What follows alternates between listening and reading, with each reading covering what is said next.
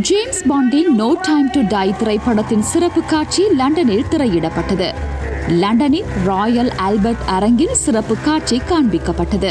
இதில் இங்கிலாந்து அரச குடும்பத்தினர் உட்பட பல ஆஸ்கார் வெற்றியாளர்களும் கலந்து சிறப்பித்தனர். பிரித்தானிய இளவரசர் சார்ல்ஸ் மற்றும் அவரது மனைவி கேமிலா, இளவரசர் வில்லியம் மற்றும் அவரது மனைவி கேட் ஆகியோர் இதில் கலந்து கொண்டமை சிறப்பம்சமாகும். இங்கு வருகை தந்த முக்கிய பிரமுகர்கள் செங்கம்பலமிட்டு வரவேற்கப்பட்டனர். $200 மில்லியன் செலவில் இந்த திரைப்படம் தயாரிக்கப்பட்டுள்ளது. சிறப்பு காட்சியை கண்டுகளிக்க வருகை தந்திருந்த திரைப்படத்தின் கதாநாயகர் டேனியல் கிரெக் ஊடகவியலாளர்களுக்கு கருத்து வெளியிட்டார். இது மிகப்பெரிய நிவாரணி என்றுதான் சொல்ல வேண்டும். அனைத்து நடிகர்கள் உள்ளிட்ட திரைப்பட குழுவுடன் கண்டுகளிப்பது எனக்கு முக்கியமானது. உண்மையில் ஒரு வருடத்துக்கு முன்னர் இந்த திரைப்படம் இந்தளவு திரையிடப்படும் என நான் எதிர்பார்த்திருக்கவில்லை.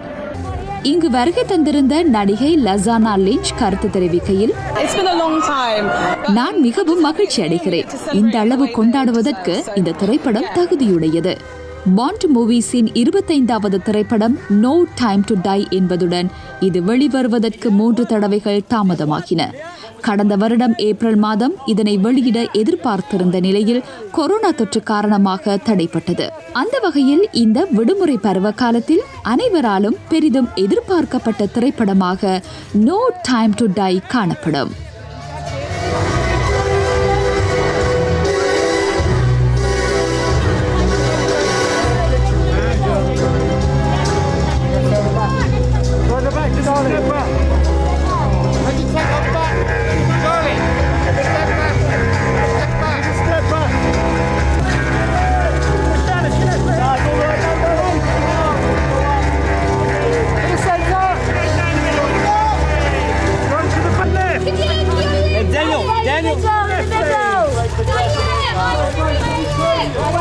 His role as Hugh, please give a warm London welcome to Ben Whishaw.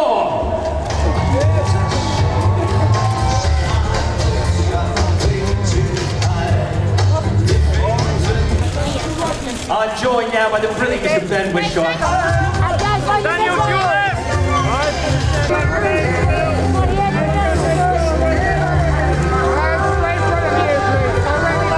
Reprising her role as Madeline Swan, please welcome to the world premiere, Leah Seydoux!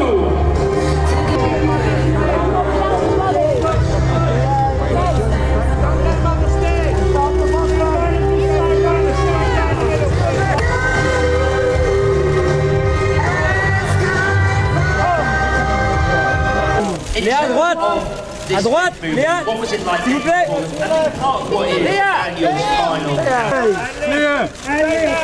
Léa, to the center! Léa, to your left!